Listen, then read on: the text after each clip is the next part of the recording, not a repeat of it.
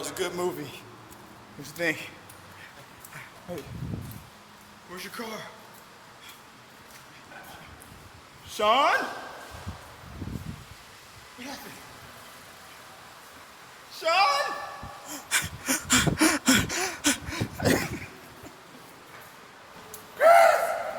Oh, there you are. Hey. Good.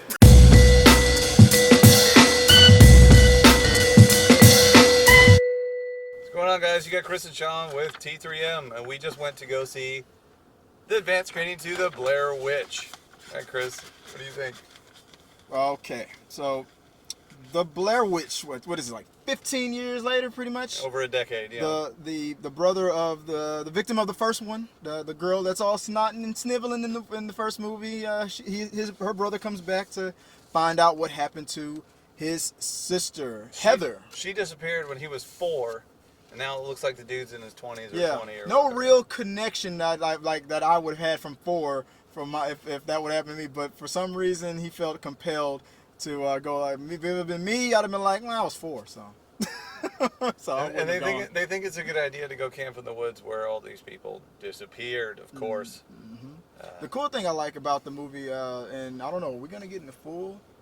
The movie comes out Friday, right? Yeah, it's tomorrow. So let's play our full. Hey, spoiler alert! Spoilers. There's full spoilers on this one. So you know what?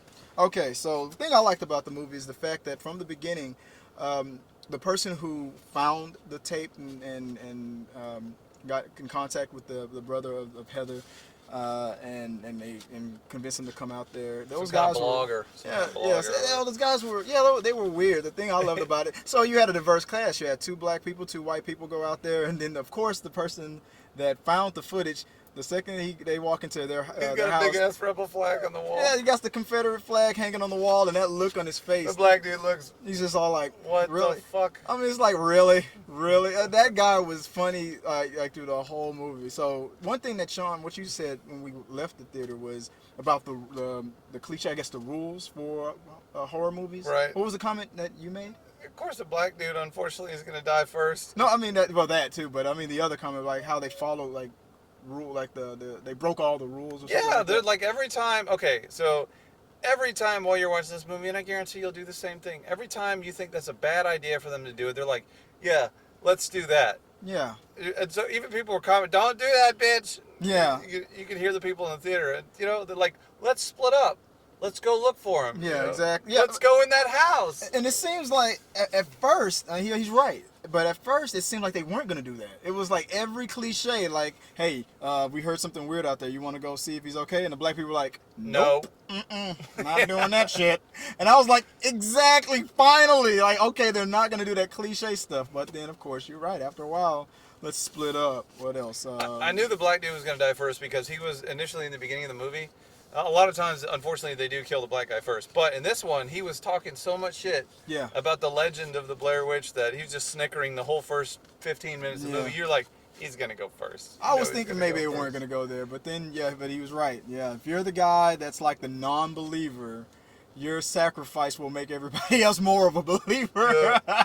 That's what always happens. It's always the pure... Well, it's either... That's why I thought he was going to survive, because sometimes it's always the non-believer is the one who sees the truth at the end and survives and sees it all, and then becomes a believer. There will be no survivors. Yeah, spoiler alert, the black guy dies first, and he kind of saw that one coming. So they go out into the woods, right, with this guy that says he found the tape and everything. And then after the first night, when everybody wakes up, they hear some sounds and stuff, whatever. It sounds like falling trees in the woods. And they wake up, and there's all these... The wooden figures are back. Figures around their tents. And it turns out that the guy with the tape really set them up, and he made the figurines. They find twine in his bag. It goes very quickly how that they were the ones setting it up. Yeah, but then it's weird, because then they're like making it like, oh, it's all bullshit, so let's get out of here. And they get mad, and they split groups, which is a bad idea. Well, would you want to hang out with them? No, I mean, I understand why they did, but in a horror movie, you see it coming, you're like, they're splitting up. Then I was thinking, well, if they were the ones messing with them, then you want to keep your eye on them. That's what I would have thought. I'm like, well, should we let those guys go off to fuck with us some more? No. That's what I was. Yeah. So I would have been okay either way. Let them stay or let them go. Kick his ass out the car. Yeah. Who knows? But It was I liked in the beginning when they first came into the woods, and then one person took a last shot of the cars as they were walking away. Right. Somebody always does. That's always an indication that they're never gonna get We'll back be to their right cars. back. Yeah, that's a we'll be right back moment when you take a last look at your safety vehicle, your car, whatever your escape plan. It's gone. Yeah, you're gone. You're pretty much indicating we are never gonna see these vehicles again. So after the group splits up, and spoilers, right before this split up occurs, and they find the fake figurines, the group realizes that they accidentally somehow slept into 2 o'clock the next day. Yeah. The time has been changed for some reason. And then not only that, after the split up and then the reuniting, one half of the group, the ones that were doing all the fake stuff, they claimed that they've been wandering for 5 days and starving out there and stuff, and they didn't know what was real and stuff. But you couldn't tell if they were just messing around or not. And he said the sun doesn't come up. The sun doesn't come up anymore. I have a theory about that. I think the sun was coming up and down. I think the Blair Witch was just making them believe that it was always dark.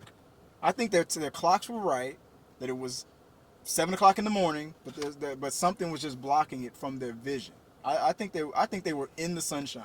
You see a little bit of light in the beginning of the movie, and then that's it. Yeah, the rest of the movie is spent with flashlights in the dark, and the setting is really good for that. Motion sickness, beware, guys. Especially if you see this on a very big screen and you're prone to motion sickness, you are going to get sick. I think they did a good job with using. At first, I was thinking like, okay, so we got these high definition cameras now, right? So of course, okay, so guess what? The biggest problem we're gonna have is batteries dying, which happened. But the thing I liked about it is from the first movie, since they used film, tracking and static was an issue. This one, it was digital. It was digital interruptions. And that freaked me out a lot because it happened at certain cool points. Yeah. All their cameras and stuff, little by little, electrical interferences and stuff. Like the flashlights are going out. You're hearing people scream the person's name, like, and it's digitally like getting out. Blurbed. Yeah, it's all distorted and stuff. There's a lot of the dialogue is just screaming people's names. Ashley! In the buffering looking like So it was very disrupting, I guess is a good word. I think if you're fans of the original, you will appreciate this one because it's not like I know this is supposed to be like a spiritual successor sequel, but it plays just like a reimagining to me of what the first one was. Just better shot, better sound, better special effects. The cool thing I think about this movie above the other one is the first one was just surrounded by so much mystery. So now we are in a situation where we kind of know what's gonna happen. So they take the time to fill people in. Like the black guy that was there, he was a part of the group that tried to help and find his sister when he was very, very young. They were close in age. So it's like, yeah, we were one of the guys that a group of 100 people went out there to those same woods and tried to track him down. It's like, so the thing is, if you spend the night in the woods, that's when the Blair Witch can get you. And he was like, so bullshit. the legend. One of the guys told the legend. What was the legend? That the Blair Witch was a woman who was accused of being a witch, and when, of course, there was no trial. They just pretty much went out there to kill her, and they tied her up into a tree and left her to die. But they had her up high in the tree and had her hanging, weights hanging on all of her limbs to let her just like a rack to be exposed stretched out there and stretched and exposed and to die. And then that's when she put a curse on the woods. But the black guy was like, that's bullshit, because I was out here in these woods when we was a search party of 100. Nothing ever happened to us. And the cool thing that was response to that was, well, you came back, didn't you? So maybe that was what got you. The fact that you came out here and you were called to come back. So I don't know, but I just thought it was interesting that he brought that up. Like, nothing happened to us back then. I was like, well, you had like 100 people with you. Yeah, kind of hard, to kill 100 people in a spooky way and trap them all and stuff. I'm thinking power in numbers. So again, why they should never have split up in the movie. So if you're gonna go to the Blair Witch Woods or anything that's haunted like that, you bring like 500 people. You're all linked together. Eyes on eyes, everybody. With spotlights everywhere. And that way, oh man, it kept freaking me out. I kept thinking that Amora from The Ring was gonna come out, like that's a tag team. Every time there's a sound in the movie, they all run off and split up, and it's like, what? Fuck that! Stay in the camp together, watch your backs, huddle up and look in each corner. Don't go into the woods. Keep your back against the wall. All right, so now moving from the woods, and let's get to that fucking house. Found the cabin in the woods. I feel like like you said, they followed they just blueprints stumbled from the first movie, and they stumbled upon the house. And just like the spooky stuff that happened in the house, but this time it was enhanced. Yeah, there's a little bit more, but enhanced. You prepare yourself for a lot of stuff. You're gonna see something. Like there's a reason why this one's just called The Blair Witch. Or Blair Witch. Blair Witch. Yeah, not even the. So I mean, I'm not gonna tell you what. I mean, even though we cut in the spoilers, so if you've been watching this and listening to stuff that you didn't want to hear, that's your fault. But what I won't spoil, I don't think I want to spoil. The very ending. I don't want to spoil the very ending. I don't want to spoil you. We already said everybody dies, but we're not going to divulge the very last act of the movie.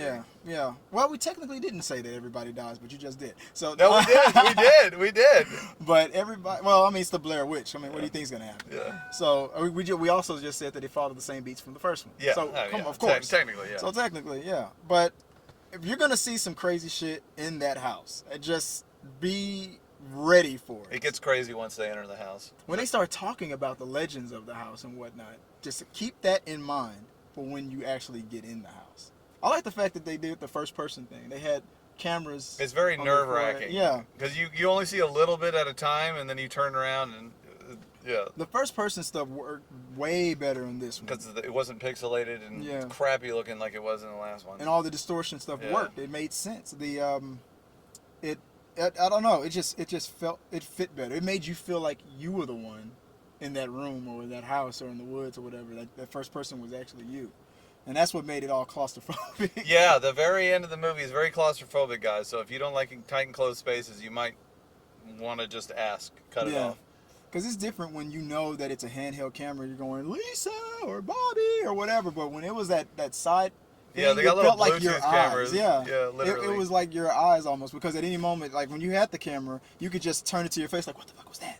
But in this one, it's just your eyes from your point of view, and that worked. I don't know why, but it really worked for this movie. And people were wondering why the hell that this movie is getting great reviews. People like sequels to horrors. It's old-fashioned scares. We have two types of scares in this. Okay, brief glimpses of scary things and jumps.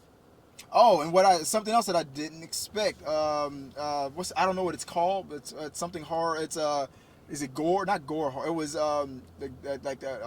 something that can make you vomit. You're gonna see something in a scene. Oh yeah. That's gonna make you like puke or almost. Yeah, they're so gross. There's some gross horror in there. Not a lot. Not a lot there, but there's one specific scene. Yeah, it's kind of. I'm gonna save that one. The whole people went. Everybody in the audience was. Man, I didn't. Yeah, so they threw a lot of things that really get people, like that vomiting horror, that claustrophobia, the jump scares, the cliche stuff. Yeah. The running, the panicking, the first person stuff. Screaming the names over and over and over. Exactly. Like that's gonna work now, even though it didn't earlier in the movie. I think the rule on the search party should be not to scream the name every 5 freaking seconds. It does get a little annoying. Every 60 seconds makes sense, because if they didn't hear you within that last 10 seconds, what do you think 10 seconds later is going to do? You didn't walk that far. Yeah, there was a scene where they screamed like Ashley or something, like literally like 10 times. Yeah. And you're just like looking within like, a few seconds of each other. It's like, why do you think she didn't? You think she's gonna hear her name after you took 3 steps that she couldn't hear 3 steps ago? Like, come on! It just, oh god, it got a little irritating. But they passed it. They passed it. So. This movie was actually pretty short. It was about an hour and 20 minutes, hour and 30 minutes. Yeah, because it's not even. It's just turned 9, and we got in there around. We got 7, we've been walking around. We've been walking. Yeah, exactly. So we kind of got in and got out of there, and it did its job. So.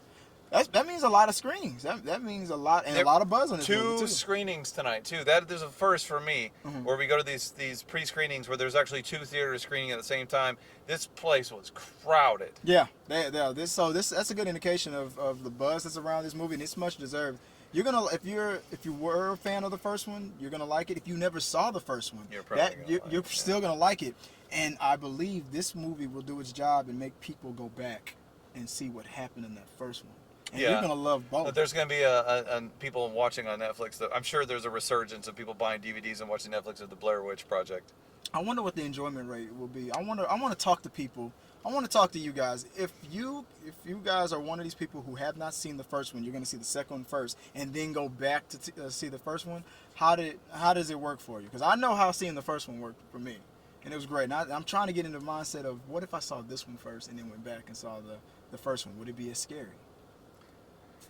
I think that whole the whole thing where nobody really knew for sure. They did a brilliant marketing with this. I think they spent okay, guys, real quick. They spent like something to the tune of $60,000 to make the Blair Witch Project, and they racked in over $200 million. Yeah. Now I think the budget for this is much larger, even if for no other reason. The sound quality on this is immaculate, and I don't know. The immersion is better for this one for me. I heard the budget for the first one was like 10 mil or 9 mil, but.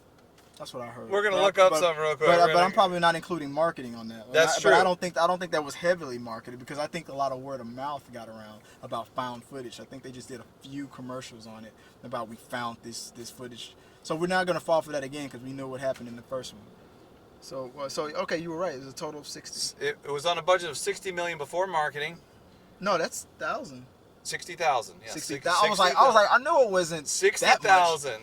And they made $250 million on a $60,000. I guess that's before so the marketing was just all pretty much word of mouth. It was a few commercials that tried to make it seem like it was real. So let's say that they worst case scenario spent $1 million, including the marketing worldwide. I think maybe because these guys weren't a big company. They just made them film with cameras. So they made $250 million on $300,000. That's why they could afford to make that fucked up sequel. The Book of Shadows. Oh my God, that was horrible. Yeah. We're not even gonna ignore that movie. Do not watch the Book of Shadows. It's terrible. Because everything that they tried to throw into with Book of Shadows to enhance the witch's powers and whatnot, it just didn't work. This is the formula that works for the Blair Witch. So forget the Book of Shadows. Just watch this one. Ignore that one. All right, guys. So that was our impression of this movie. I mean, I loved it. I got a. Let's just say, what do you think? Which one do you like better, the original one or this one? I like this one better than the original one. You did? Okay. But I just think that the marketing was better for the original. Yeah. But the movie. This one's better than the original. Impact of the first one was better because you didn't see nothing coming. But because of that, I still give this one a better rating because you go in thinking this one can't surprise you, and it does. So this one is better. I really did think this was going to be garbage. And I walked out like, okay, it wasn't that bad. It wasn't that bad. Yeah. All right. Because we just had a conversation about this like 2 or 3 months ago, and we heard that they're going to be putting this out. And Chris can tell you, I was like, yeah, he was totally against this. Like, you can't do a sequel to that. You can't do it. And I was like, okay, that makes sense. You look on Rotten Tomatoes, it's got like an 80 or 100 right now. So I was like, holy shit. But I'm thinking that's it. You know what? If they're going to make another Blair Witch in the future, it would have to be way down the line. It would have to be a totally not related to anybody in the first one. I think that they need to leave the project alone for a while. But but you're right. Maybe I think 15 years from now. Yeah, if more people want to just go out there, I don't think there should be a situation where they're like, I'm going to destroy. Like, The Rock shouldn't be hired to destroy the Blair Witch. Don't do that. So John Cena!